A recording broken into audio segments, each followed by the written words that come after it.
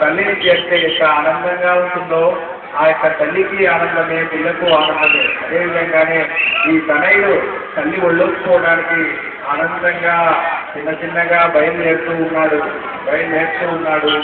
ఆహా, ఈ వైభవం చక్కగా ఉయ్యాలలో ఉన్నట్టుగా ఉన్నది. ఆ మహాకాయుడు లంబోదరుడు స్వామి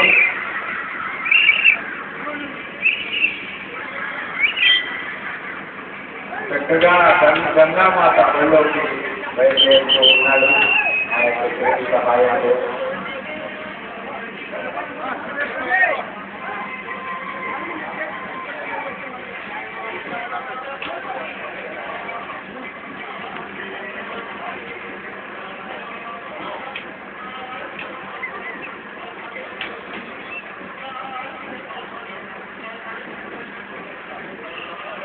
ఆ మహాకాయుడు లంబోదరుడు ఆ గంగామతల్లి ఒడిలోకి ప్రవేశిస్తూ ఉన్నాడు. ఆనందంతో తల్లిని చేసుకుంటూ ఉన్నాడు.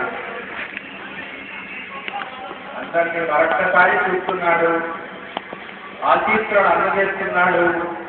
గంగలో నిమజ్జనమై ఉన్నాడు. జై గురు గణేష్ మహారాజుకు జై.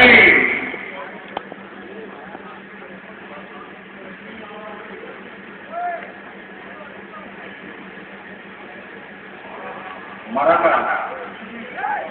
చిట్ట చివరి విగ్రహం మన కర్నూలు నగరంలో 32 సంవత్సరాల క్రితం నిమజ్జన యొక్క కార్యక్రమం ప్రారంభమైంది. ఇదే ప్రాంతంలో అని చెప్పినారు. 3 విగ్రహాలతో ప్రారంభమైంది. నేడు దరిదాపు 700 విగ్రహాలు పైచిలుకుగానే అయింది. ఆ పైచిలుకు నిన్న మధ్యాహ్నం 2:30కు ప్రారంభమైన నిమజ్జనం ఇప్పుడు చిట్ట చివరి విగ్రహానికి వచ్చింది.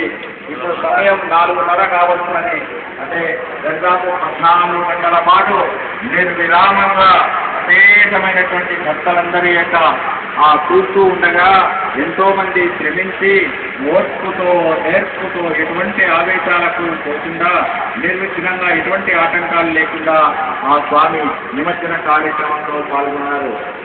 ఈ కార్యక్రమంలో పాల్గొన్నటువంటి అందరికీ కూడా కార్యాధ్యక్షుల వారు కృతజ్ఞతలు తెలియజేశారు. మరొక్కసారి యొక్క